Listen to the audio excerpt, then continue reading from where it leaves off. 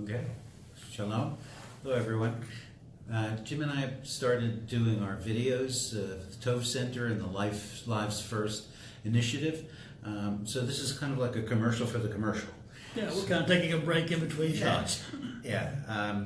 One of the things that we were discussing in that video was how is it that two people would come from two different backgrounds and mutually exclusive religions. How and where did we come together? You know, what was our common ground? One of the things that Jim had mentioned, that we let the text first of all tell its own story. We don't use a lot of other commentaries. Most of the time it's just finding out exactly what the text was saying. One of the most important things, again, that I learned a tremendous amount of things from Jim. One was this standard that he came up with that we use to figure out what how to deal with our belief systems, our memes, our BS. Right? Especially when things are going wrong. When we disagree, we have to have a way of not killing each other, right, and stay on track, instead of doing it the old-fashioned way. So we created our little saying that I'm sure most of y'all know, but we have to have this agreement. My belief system will be large enough to include all the facts. Facts, right? Facts, not fake news. Facts. Yeah, and it has to be open enough to be examined and tested.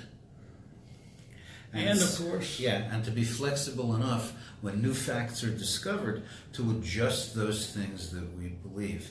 So, that's important, because one of the things that we do when we say it has to include all the facts can change, maybe even their interpretation, but there's new facts always being discovered. So those things put a lot of other interpretations, in a new light. And this is one way that keeps the peace between people. And a lot of people get mixed up. They think that beliefs are facts. Right. No.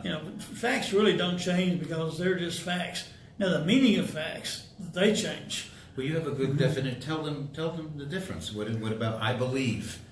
Well, a fact, let's go with the fact. A fact is something that's sensory perceptible, something you can see, you can measure. It's something you can touch, you can feel, you can taste if you want to, and everybody in the room is aware of it. Beliefs are those memes you were talking about, right. Those things that are in your head, pieces of information that nobody can see. And whenever our brain starts processing those beliefs, it processes them as facts a lot of times. So if I believe there's a little red monkey over in the corner, and that's part of my reality, I can really believe that. But if you look in the corner, you're not going to see a red monkey, right? So, so, well, you know how it works. When people are really sincere about their BS or belief system, they assume everybody can see what they're seeing. Right, and look, if perception is reality, you got a problem.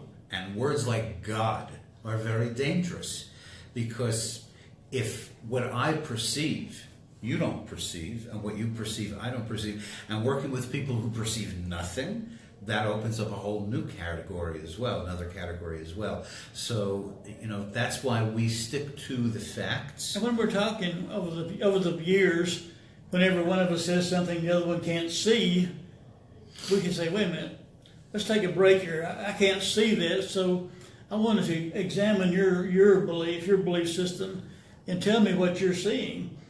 Because a lot of times, you've told me, I never saw that. I didn't understand that Christians saw things that way.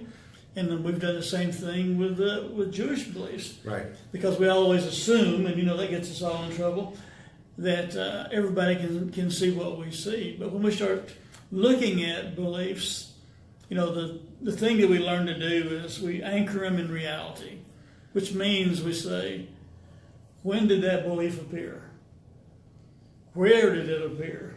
Who was the source of it? Who's your authority? Yeah, and what's the authority behind it? Instead of saying, I just believe it.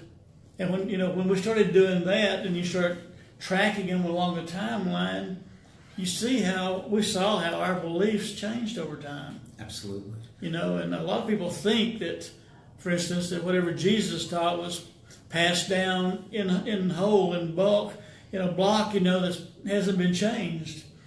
But Christianity's belief systems, and there's so many different ones now, it's unreal, but they have changed so much from what they were. You know, just learning that what we teach today about Jesus isn't what he believed or taught about himself in a lot of cases. In the same way with rabbis. Right. It's interesting that you bring that up, because one of the things I do here, especially, you know, in Dallas, every year, for example, I do a Passover Seder in a different church and things, and I teach Jewish people about Yeshua, about the Jewish teacher Jesus. Now, most of the people, most Jewish people have never read the New Testament, and they certainly have not had a teacher like you who's taught me so many things about that. For example, 30 years ago, you said you wouldn't hear a Baptist pastor talking about Jesus, you know, celebrating a Jewish holiday or anything about his Jewishness. Now it's really assumed. And the other thing that most people don't know, if you open up the Gospel of Luke, in the beginning of that Gospel, Jesus is in the synagogue, as was his habit, right? As what it says, on Shabbat, on the Sabbath. And what happens? He's handed the scroll of Isaiah, and he opens it up to the correct place. Now this thing is 24 feet long. Right. I mean, 24 feet with no chapter and verse markers. Right, and no vowels. Yeah. So you not only have to know, you know, what you're reading, you have to know where you are in the text. So that shows that he was very, very familiar with this kind of stuff. Also, you know, Paul's Jewishness. You know, one of the first places that he teaches is in the synagogue, right? And also, that I learned from Jim, that once after Jesus'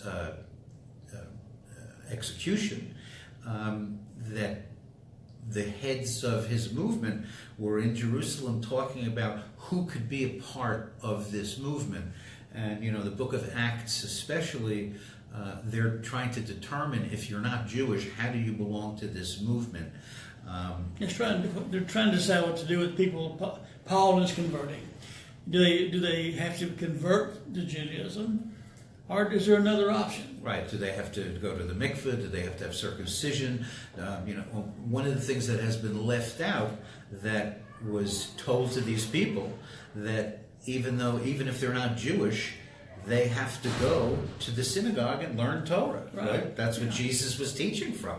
So I think that this also it also takes Jesus out of this role of, you know, the enemy, or you know, somebody that doesn't belong to the Jewish people.